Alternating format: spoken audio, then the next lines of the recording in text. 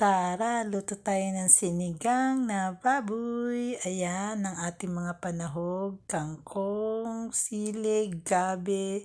Meron tayong sitawas, sibuyas, kamatis. Ayan, pinakulang ko na po yung ating baboy para lumambot na po siya. At ngayon ay tinatanggal na natin ang ating espuma para hindi masama sa ating sabaw kasi malansa po yung espuma na yan. Lalasa po yan sa sabaw natin kaya kailangan tanggalin natin yung dumi-dumi sa ibabaw. Yan ang tinatawag na espuma. And then, ayan na. Nilagay ko na rin yung sibuyas, kamatis, nung matanggal ko na yung espuma. Tapos lumambot na po siya ng konti. Ayan, nilagay ko na yung sampalok. Tapos pakuluan natin siya ulit para lumambot pa yung baboy. Ayan, halo-haluin muna natin. Gusto ko medyo maasim-asim ng konti yung sabaw. Kaya yung isang sachet na malaki, nilalagay ko talaga lahat yun. Kasi marami naman po yan.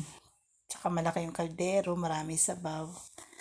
Ayan, medyo kumulo na siya. Tsaka malambot na yung gabi. Kaya nilagay ko na rin yung sitaw. Malambot na rin po yung baboy. Ayan, yung sitaw madali lang naman lumambot yan eh. Ayan, konting asin, tsaka konting pampasarap. Yung magic sarap, konti lang po yung kalahati na lang po laman nun. Kasi ginamit ko na yun. Hindi na ako naglalagay ng maraming magic sarap. Konti-konti lang. Kasi naglagay ako ng asin dyan, tsaka konting patis. Ayan, takpan muna natin siya ulit.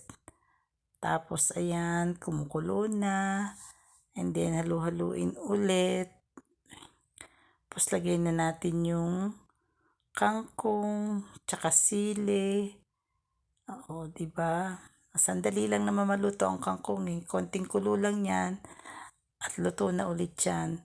Maraming salamat po. Thanks for watching. Paki-subscribe and follow nyo. Paki-subscribe naman po ako and like and share na lang po sa mga subscriber po natin dyan. Maraming salamat po sa panonood nyo. Bye-bye! Ayan, luto na po ang ating sinigang na baboy. Ayan, pinakulang ko na lang ulit ng isang kulo pa. Tapos papatayin na po natin ulit yung apoy. Ayan, paborito ng aking apo yan eh. Sinigang na baboy. Salamat po.